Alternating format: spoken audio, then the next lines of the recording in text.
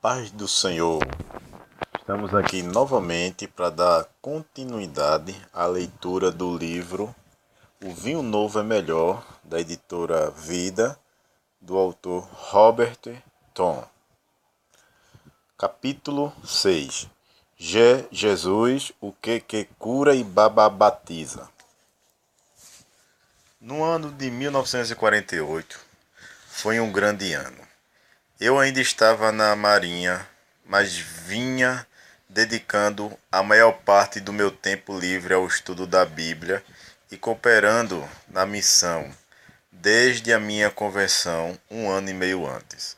Eu estava crescendo espiritualmente, mas um grande teste, acerca do qual eu não sabia, me aguardava mais adiante. Eu havia descoberto que uma das doutrinas continuamente enfatizadas na missão era a da cura divina. O pastor proclamava em alto e bom som que Jesus era capaz de curar todas as nossas enfermidades e eu acreditava no que ele dizia. A regente do nosso coro também falava frequentemente do poder de Deus para curar. Repetidas vezes vi pessoas enfermas sendo ungidas com óleo, de acordo com as instruções de Tiago 5,14. Toda vez o pastor citava Marcos 16,18. E porão as mãos sobre os doentes, e estes ficarão curados. Contudo, ninguém ficava curado, ninguém sarava. Isso era por demais desanimador para mim. Minha condição asmática estava piorando. Repetidamente eu acordava de noite, alarmado, fazendo um tremendo esforço para respirar. Eu fora ungido e ungido, mas nada acontecera. Então, certa tarde, dirigi-me à diretora do coro e falei: não há alguém nesta cidade que possa orar pela minha cura? Eu estou doente. Muito bem, ela disse. Eu orarei se você aceitar que eu o faça.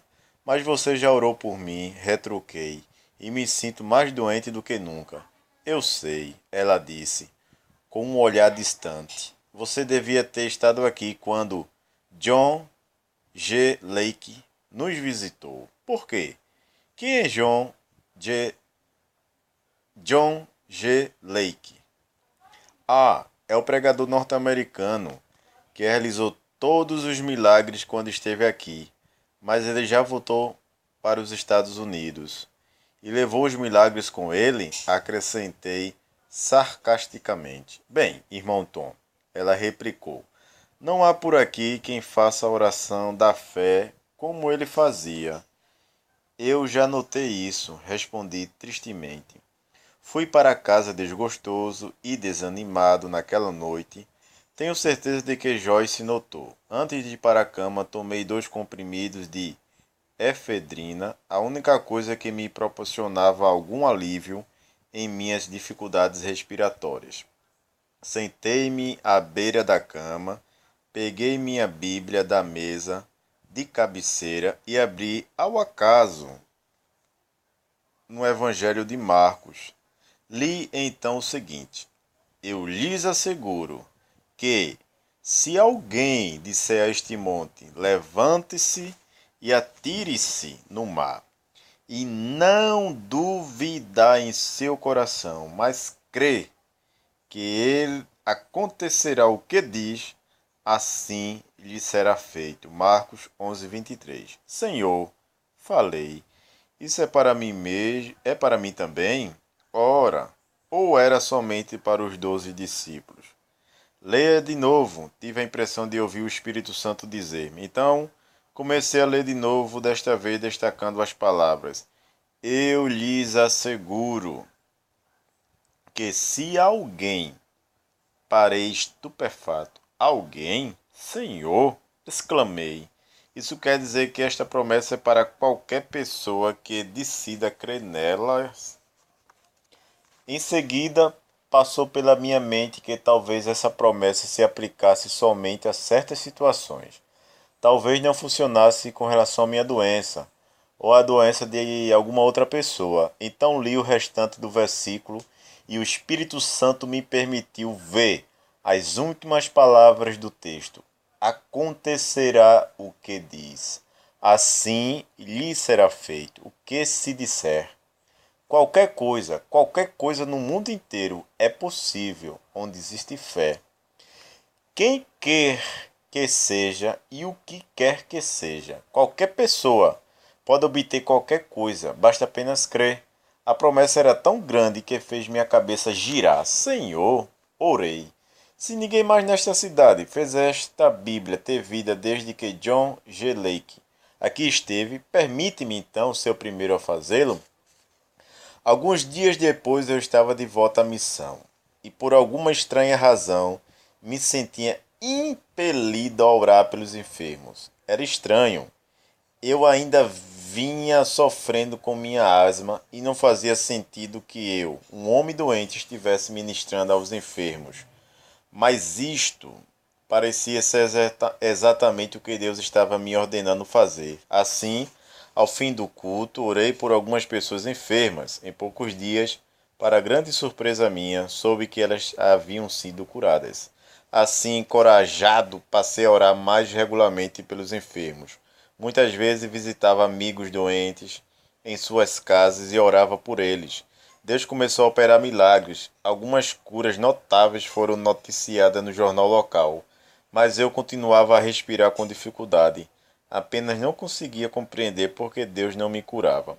Experimentei uma breve interrupção no meu desânimo no dia em que o pastor me perguntou se eu estava disposto a pregar o sermão do próximo domingo à noite. O senhor acha que posso fazê-lo, pastor? Perguntei ansiosamente. Não é você um marinheiro da Marinha Sul-Africana? Ele retorquiu. Sim, senhor. Você não tem uma parceria com Deus Todo-Poderoso? Sim, senhor. Então você o fará, meu homem, você o fará. Sorri satisfeito e lhe agradeci a honra. A caminho de casa, decidi parar na residência do irmão Bush, um dos presbíteros de nossa missão. O que você acha? Fui perguntando assim que entrei na sala em que ele estava sentado. Vou pregar no domingo à noite. Oh, é isso? Ele respondeu com surpresa. E como você conseguiu ser o pregador? O pastor me convidou, respondi com um largo sorriso. Bem, isso não é ótimo? Ele acrescentou friamente, com um toque de ciúme. Suponho que você espera realizar um grande culto. Bem, respondi. Algumas almas serão salvas, tenha certeza. Mas o que lhe dá tanta certeza disso? Ele perguntou. Você não sabe que, além de você, ganho para o senhor pela senhora Webster? Não vimos nossa alma. Você não sabe que, além de você, ganho para o senhor pela senhora Webster? Não vimos uma só alma salva nos últimos 4 anos? Pode ser, respondi. Mas venha no domingo à noite e você verá. Então, irmão Tom, ele disse, pondo-se em pé indignado, você pensa que Deus vai nos deixar à margem, nós presbíteros e diáconos, e operar por meio de um novato? Eu não tive a intenção de desrespeitar, gaguejei. Saia da minha casa, ele gritou. Seu orgulho é uma abominação para Deus. Está certo, desculpe-me, eu disse, voltando-me para sair, mas compareça domingo à noite, você verá. Na noite de domingo, lá estava ele. Embora muito distante, mas Deus me ajudou a pregar a minha mensagem. E de fato, 4 pessoas foram à frente para serem salvas. Percebendo quão errado estivera, o irmão Bush me procurou após o culto e me pediu perdão. Entretanto, como efeito de algumas críticas dos outros presbíteros e diáconos, o pastor foi muito mais cauteloso quanto a convidar-me a pregar novamente. Não obstante, senti minha responsabilidade de ser testemunha de Cristo sempre que possível, e assim comecei a ir à praia nas tardes de domingo, testemunhando ao povo que lá estava. Nunca me ocorrera que aquele era o ponto preferido pelos judeus aos domingos. Desnecessário dizer que meu testemunho foi escarnecido e ridicularizado. Havia pouco encorajamento de qualquer pessoa além de Joyce. Muitos Muitas que frequentavam a missão insistiam em dizer-me: cuidado, você está indo muito depressa. Mas não parecia sensato diminuir meu zelo pelo Senhor. Eu havia perdido tempo demais nos anos que vivera no pecado. Descendo a rua algum tempo depois, encontrei Danny Maxwell, o superintendente da escola dominical da igreja metodista, na qual eu havia sido membro. Esse homem me ajudara a chegar em casa numa noite em que eu estava completamente embriagado, justamente 2 meses antes da minha conversão, por isso eu estava certo de que ele ficaria muito alegre ao ouvir meu testemunho. Depois que lhe contei da maravilhosa mudança em minha vida, ele disse: bem, estou contente por ouvir acerca da mudança ocorrida em você, mas não me lembro de tê-lo visto na igreja. Por onde você tem andado? Oh, respondi, veja só. A senhora Webster, que me guiou a Cristo, levou-me à missão da fé apostólica e me apresentou ao pastor, e é lá que estou frequentando. Você está frequentando a missão da fé apostólica? Ele perguntou com desdém. Sim, faz 1 ano e meio que a frequento. Você é membro? Claro. Ele meneou a cabeça em um gesto de descrença. Tome, nunca pensei que você deixaria a igreja metodista e se misturaria com uma seita falsa. Se quiser saber a verdade, você estava melhor fora disso quando andava bebendo. Chocada, eu o deixei. Enquanto seguia para casa, repetia para mim mesmo: imagine. Ele preferia que eu fosse um metodista bêbado a ser um cristão salvo frequentando a missão. Não havia como compreender esse raciocínio. Todavia, ainda mais desencorajador foi o que aconteceu no sábado seguinte. O pastor Crompton e sua mulher estavam a par do meu sofrimento com a asma, e quando souberam que certo irmão McCade viria pregar e ministrar aos doentes na igreja da fé apostólica em Plumstead, decidiram levar a mim e a Joyce à reunião. Quem sabe? O pastor Crompton comentou com otimismo. Você pode voltar de lá curado. Assim espero, com certeza, repliquei. Continuando desse jeito, não poderei ir muito longe. Foi um tremendo desapontamento quando o irmão McCade se levantou para falar. Ele era corcunda, horrivelmente deformado, com mãos ossudas e feições de falcão. Como esse homem pode ministrar aos enfermos? Perguntei a mim mesmo. Ele parece um semi-morto. Para tornar as coisas piores, quando o homem abriu a boca para falar, gaguejava terrivelmente. Ele anunciou que ia falar acerca de Jesus, o que cura e Papa batiza no ex-espírito. Sentei-me ali e o ouvi gaguejando, com um pensamento na mente: este homem é um mentiroso. Se ele tem algum poder de curar, por que não usa para si mesmo? Fui-me embora da reunião ainda mais desencorajado. Na quarta-feira seguinte eu estava quase arrasado. A asma se manifestara mais forte naquele dia do que de costume, por isso não fui trabalhar. Eu respirava com dificuldade e lutava com a falta de ar até que me senti completamente exausto. Por que você não vai à casa do pastor? Joyce sugeriu. Estão realizando uma reunião de oração esta manhã. É uma boa ideia, concordei. Talvez eu consiga ser curado hoje. Bem, é o que eu também espero, disse. Se Deus não fizer algo pela sua asma, você logo não poderá trabalhar mais.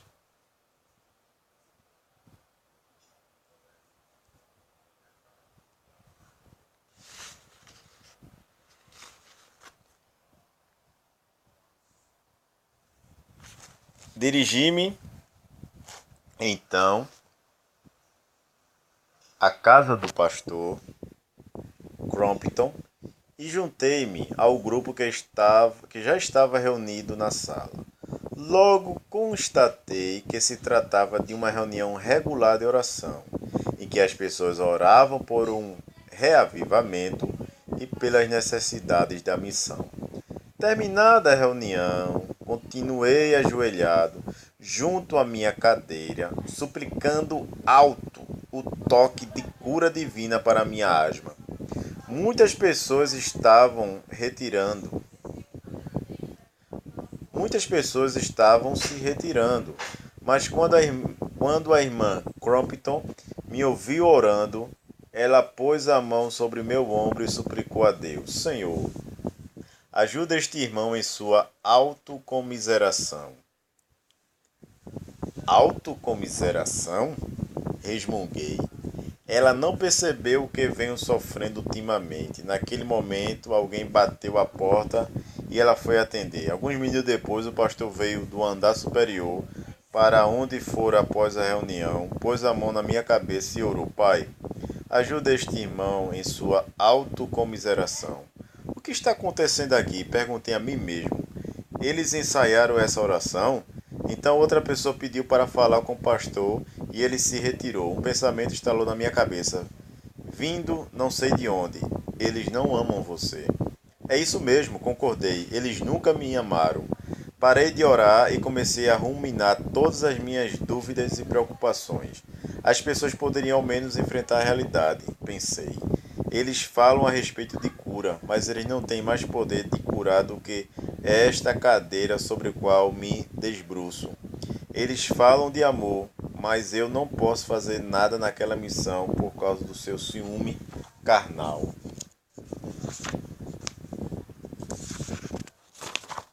Fiquei ali ajoelhado um longo tempo,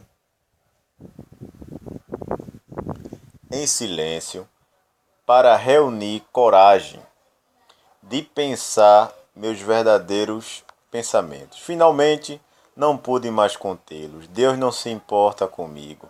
Se importasse, Ele me curaria.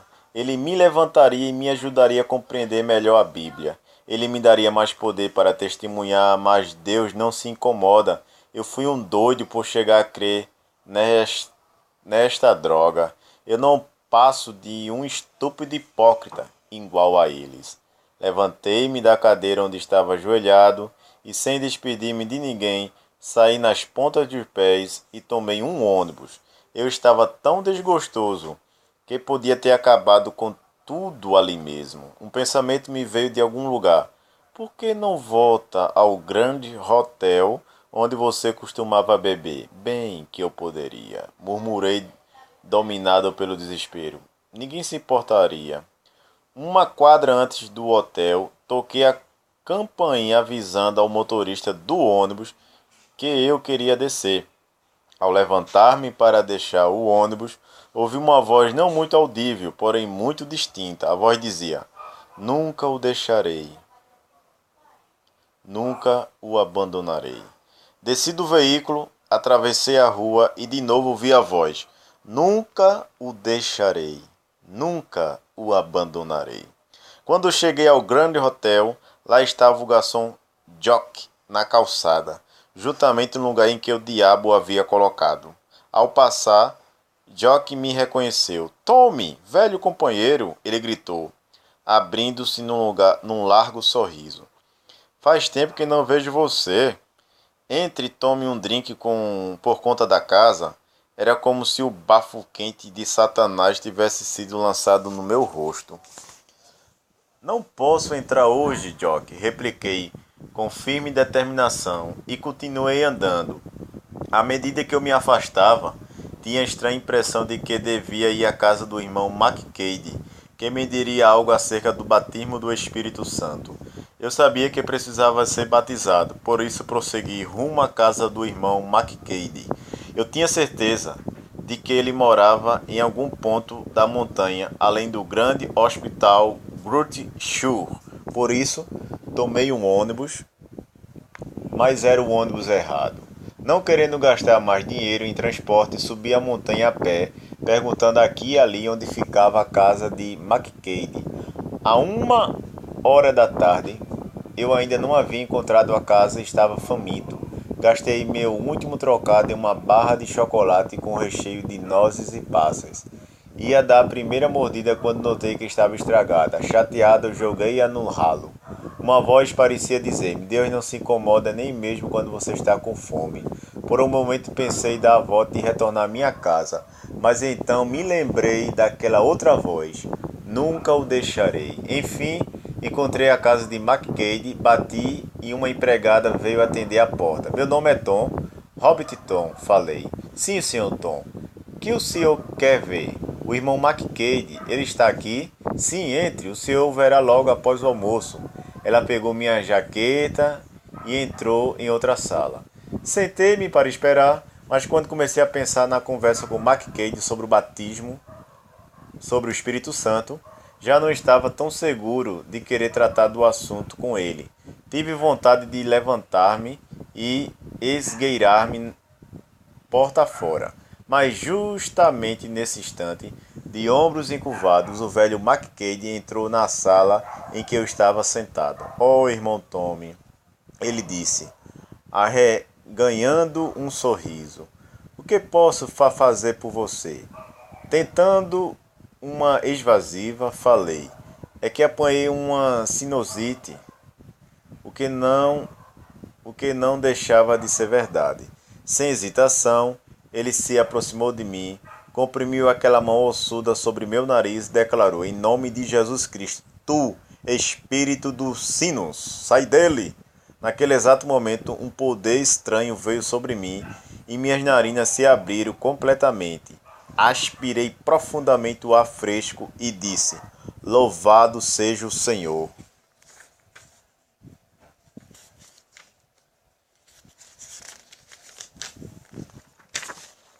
Irmão, ele disse, ajoelhe-se, você precisa do Espírito Santo. Realmente gaguejei, foi por isso mesmo que eu vim. Eu sabia, ele respondeu com um lampejo nos olhos. Ajoelhe-se aqui e comece a louvar a Deus. Deus vai batizá-lo no Espírito Santo. Obediente, ajoelhei-me e tentei louvar a Deus por tudo o que ele fizera por mim. Mas a minha boca estava seca e o meu coração estava frio. Enquanto estava ajoelhado, ouvi uma voz que me dizia: Sua casa pegou fogo, sua mulher está chamando você. De um salto fiquei em pé e disse a McCade: Onde está minha jaqueta? Por quê? O que está errado? Minha casa está incendiando e minha mulher está chamando por mim. Ele me olhou de modo estranho, girou nos calcanhares e abriu uma janela. Tudo é demônio! Gritou, apontando para a janela aberta. Em nome de Jesus Cristo, sai daqui. Depois, voltando-se para mim, disse: Irmão, sua mulher nunca o chamou e sua casa não está se incendiando. Então, fechando e trancando a janela, explicou: Aquele era um demônio que se opunha a você, mas eu ordenei que ele saísse de você no nome de Jesus, e ele obedeceu. Agora vamos voltar ao assunto de que estávamos tratando. Eu sabia muito pouco sobre esse assunto de demônio e também não estava muito certo de querer saber. Dar ordens a diabos e a espíritos invisíveis era um pouco demais para mim. Eu me lembrava ainda de como a senhora Webster expulsara de mim um demônio bebedor, ou seja, lá o que fosse, por isso talvez houvesse algo relacionado ali. Agora, irmão Tom, McCade continuou. Deus não se agrada de culto de lábios, ele quer louvor de coração. Se você realmente quer ser batizado no Espírito Santo, então comece a louvá-lo a Deus de todo o coração. A fé seja no louvor. E Deus é o louvor de Israel. Então levantei minhas mãos e comecei a louvar a Deus.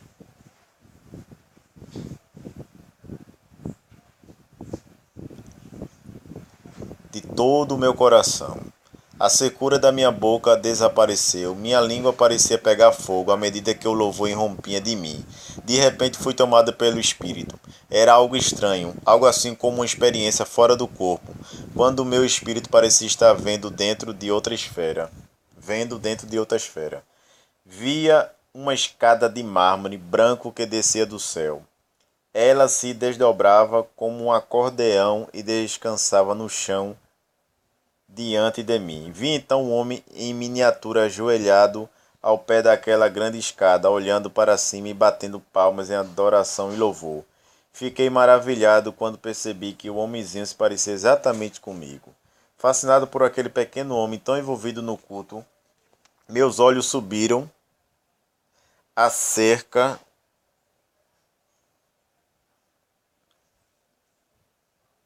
Fascinado por aquele pequeno homem tão envolvido no culto, meus olhos subiram escada acima, buscando encontrar o objeto de sua contemplação. A primeira coisa que vi foi um par de pés transpassado por cravos, calçado com sandálias e descendo através das nuvens que envolviam o topo da escada. Sabendo que era o Senhor, vendo seus pés cada vez mais próximos, curvei a cabeça em reverência. Quando levantei os olhos novamente, parei de respirar maravilhado. O Senhor aparecia como um homem grande e forte, vestido com um manto prateado, cingido com uma larga faixa dourada. Seu rosto corado brilhava como o sol. Trazia na mão direita um grande jarro de pescoço estreito, cheio de vinho novo. No mesmo instante lembrei das palavras de Jesus: se alguém tem sede, venha a mim e beba. Lembrei também a explicação que João dá a essa declaração no versículo 39. Ele estava se referindo ao Espírito que mais tarde receberia os que nele crescem. Assim que o Senhor chegou ao pé da escada, falou ao homenzinho que agora eu sabia ser eu, meu filho. Ele disse: eu agora te dou o dom da fé. Vi aquele homenzinho juntar as pequenas mãos em forma de concha, e o Senhor derramou vinho efervescente nelas, e ele o bebeu. Em seguida o Senhor disse: meu filho, eu também te dou o dom da cura. E de novo inclinou o jarro e derramou mais vinho naquelas pequenas mãos, e o homem voltou a beber. Pela terceira vez o Senhor falou: eu te dou o dom da profecia. Mas vinho foi derramado e o homem bebeu. Pela quarta vez o Senhor falou: eu te dou a palavra do conhecimento. O vinho gorgolejou do jarro e o homem bebeu. Pela quinta vez o Senhor falou: eu te dou o dom de línguas. Vi o homenzinho beber como antes, e de repente ele ergueu os olhos para o Senhor de um modo que parecia que ia estourar de alegria. Lembro-me de haver pensado ao mesmo tempo: se não abrir agora a minha boca e deixar que o que está dentro de mim saia, vou explodir. Eu me sentia como um homem do pneu do Lamp, a personagem da companhia do Lamp usada para fazer propaganda de seus pneumáticos. Um homenzinho gordinho feito de pneus e câmara de ar. Eu estava tão cheio de alegria e devoção que não conseguia contê-las. De repente o homenzinho começou a adorar o Senhor em uma língua que eu jamais ouvira. A princípio era oscilante, mas depois se transformou em uma linguagem claro, em um linguajar claro, doce e cheio de unção. Eu ainda estava observando o homenzinho louvando ao Senhor, quando de repente a escada de mármore balançou para a esquerda e desapareceu. Depois vi o Senhor desvanecer no ar transparente e a pequena figura também se foi. Passados alguns momentos, tinha a sensação de descer à terra e me vi de joelhos na sala da frente da casa do irmão Macquarie, orando em línguas. Rios de água viva fluíam da minha boca. Eu sabia que o Senhor me havia batizado no Espírito Santo. No entanto, fui tomado pelo Espírito novamente logo em seguida. Desta vez olhei para cima e vi uma cidade quadrada, baixando graciosamente a terra com uma majestosa espaçonave. Enquanto a cidade baixava lentamente, fui arrebatado aos céus, onde tive a ocasião de ver a beleza espantosa desta metrópole celestial. Seu tamanho só poderia ser comparável a uma centena de Nova Yorks conjugadas em uma grande megalópole. Eu podia ver os belos telhados de ouro e as áreas semelhantes a parques onde as árvores formavam arcos sobre as ruas. De novo fui trasladado para a parte leste da cidade. Olhando para trás, fiquei surpreso ao ver um homem montado em um cavalo branco, colocado entre mim e a cidade. Ele devia ter quase 6 metros de altura, era forte, musculoso e tinha bandas de ouro em volta dos seus braços. Senhor, gritei, por que o Cristo é tão grande? E ouvi uma voz que dizia da cidade dizer: ele não é mais o menino de Belém, nem o Cristo crucificado, mas o Rei dos Reis e o Senhor dos Senhores, voltando para receber os gemidos de todos os tempos. Em um instante a visão desapareceu. Quando voltei a mim, estava ainda adorando em línguas. Macquarie ria e louvava ao Senhor ao mesmo tempo. Coloquei-me de pé, saí cambaleante daquela casa, embriagado pelo vinho do Espírito, e nem me despedi de Mackay. Tudo que eu posso recordar é sua risada hilariante que eu ouvi ao passar diante da porta da frente. Quando cheguei em casa naquela tarde, Joyce perguntou: E então? Como foi a reunião de oração? Oh, formidável, respondi. Não estou curado ainda, mas acho que agora vou conseguir. Ótimo! Ela disse com alegria enquanto colocava a mesa para o jantar. Eu estava orando para que alguma coisa extraordinária acontecesse com você hoje. E aconteceu, respondi, sorrindo. Aqui terminamos o capítulo 6. Muito obrigado por estarem acompanhando. Em nome de Jesus.